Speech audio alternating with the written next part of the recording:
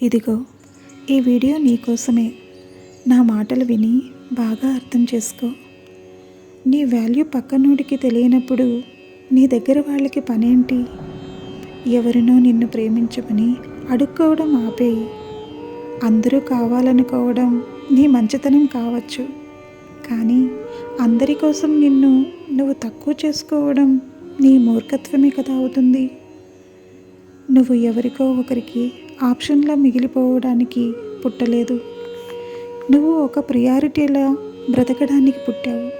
గుర్తుపెట్టుకో, నీకు self respect లేని చోట ప్రేమ ఉండదు, కేవలం బానిసత్వం మాత్రమే ఉంటుంది. అలాంటి వాళ్లతో నీకు జీవిత ప్రయాణం అవసరమా? బాగా ఆలోచించి నిర్ణయం తీసుకో. ఒక రిలేషన్షిప్ అంటే అందమైన గర్ల్ ఫ్రెండ్ని లేదా హ్యాండ్సమ్ బాయ్ ఫ్రెండ్ని వెతకడం కాదు. పర్ఫెక్ట్ పర్సన్ కోసం వెతకడం కూడా కాదు. ఎందుకంటే పర్ఫెక్ట్ అనేది అసలు ఉండదు.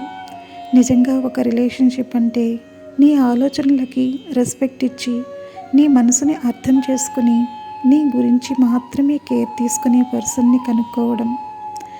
నువ్వు తన జీవితంలో ఒక భాగమైనందుకు ప్రౌడ్గా ఫీల్ అయ్యే పర్సన్, నీతో ఉన్నప్పుడు హ్యాపీగా ఫీల్ అయ్యే పర్సన్, అన్నింటికంటే ముఖ్యంగా నిన్నుగా ప్రేమించే పర్సన్ని కనుక్కోవడం.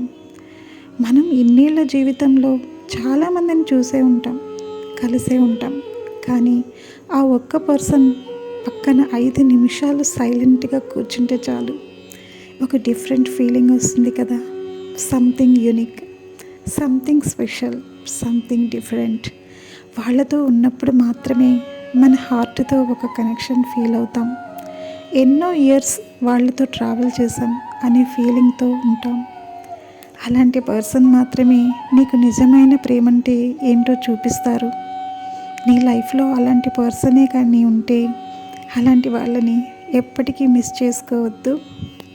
ఇద్దరూ గెలవాలని పట్టుబడితే బంధం ఓడిపోతుంది. ఇద్దరిలో ఒకరు తగ్గితే మాత్రమే బంధం అనేది నిలబడుతుంది. తగ్గడం ఓటమి కాదు, ఆ బంధం నీకు ముఖ్యమని అర్థం చేసుకో. నువ్వే గెలవాలన్నది అహంకారం. ఆ అహంకారం గెలిస్తే మనుషులు దూరం అవుతారు. ప్రేమ గెలిస్తేనే బంధం శాశ్వతంగా నిలబడుతుంది. అది ఏ బంధమైనా సరే. నేను ఇప్పుడిప్పుడే నేర్చుకుంటున్నా అనవసరమైన వాటికి నో అని చెప్పడం, నటించే వాళ్ళకి దూరంగా ఉండడం, నా గురించి నేనే ఆలోచించడం, ఒంటరితనాన్ని ఆస్వాదించడం, వీటన్నింటికీ అలవాటు పడుతుంటే మనసుకి చాలా హాయిగా ఉంది. నిన్ను వద్దు అనే వాళ్ళని ఫోర్స్ చేయకు. నువ్వు లేకపోతే నేను ఉండలేను అనే వాళ్ళని ఇగ్నోర్ చేయకు.